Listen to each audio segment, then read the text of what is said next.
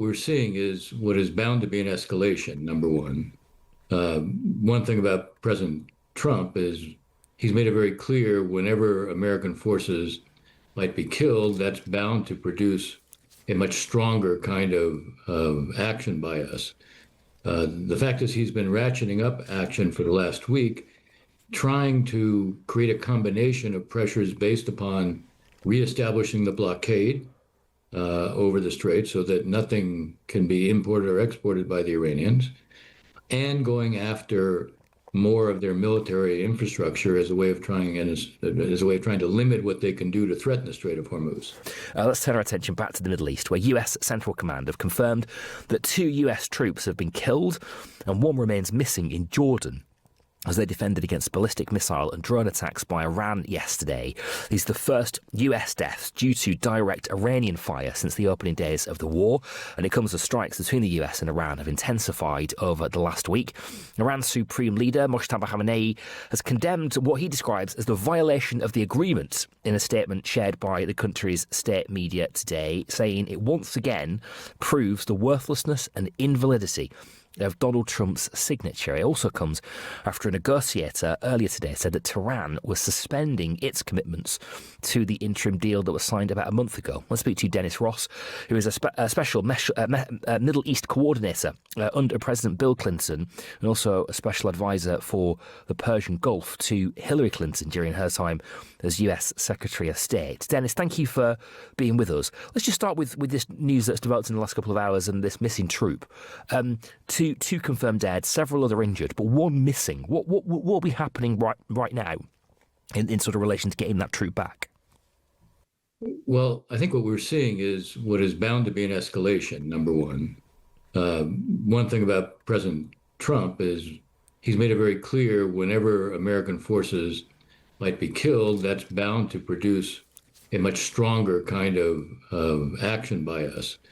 The fact is, he's been ratcheting up action for the last week, trying to create a combination of pressures based upon reestablishing the blockade over the strait so that nothing can be imported or exported by the Iranians, and going after more of their military infrastructure as a way of trying to limit what they can do to threaten the Strait of Hormuz. So what you see is ratcheting up now. The more that the U.S. has hit, the more the Iranians are hitting back at U.S. bases and other places, facilities within the Gulf state countries. So we're seeing a kind of slow motion escalation. Each side up until now has limited the kinds of targets they've gone after. But yesterday, the Iranians targeted a desalination plant in Kuwait. And I think that was designed to be a signal to President Trump. Look, if you hit more of our targets or you hit some of our power plants, we will be able to hit sensitive facilities in the Gulf states. And the implicit message is, if you're concerned about the price of oil before we do that, think about what the consequences for it will be after we do that. So this is their effort to try to influence him. I think the fact that 2 American service members have been killed, 1 other is missing.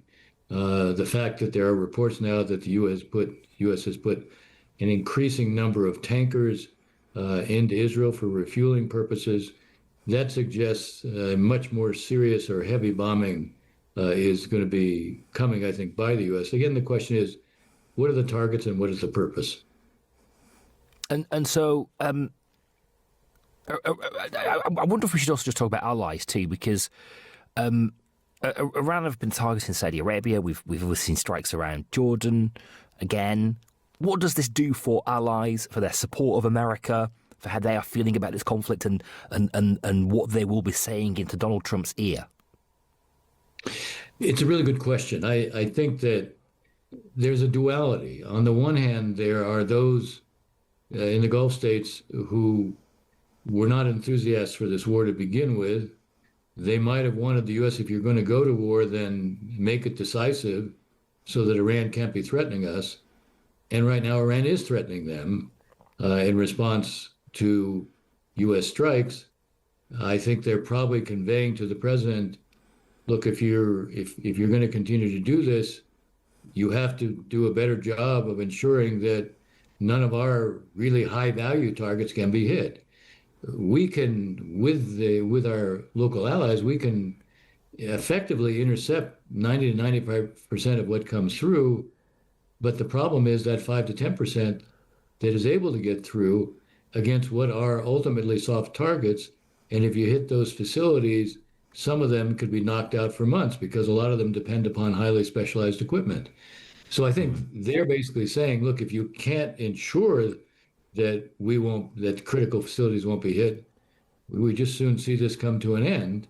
He, on the other hand, is trying to coerce the Iranians into reopening the straits. One of the great paradoxes is, of course, that the straits were open on February 27th, the day before we launched this campaign. And now the main focus seems to be to get the Iranians to back off and reopen it. The Iranians are saying we violated the MOU. The fact is, according to the MOU, the straits were supposed to be open. The Iranians are acting to ensure it's open only if they allow it to be open. Right. Okay. Just really briefly, Andy Burnham is set to become Prime Minister here in the United Kingdom, Dennis, on Monday. This is about to become his problem. What advice would you give him tonight? Well, I guess the main advice I would give him is in talking with the president, which I'm sure he'll have an early conversation, or at least he should. I think he should say, what are your objectives and how do you see this ending? I think that's a question that should be posed to the president.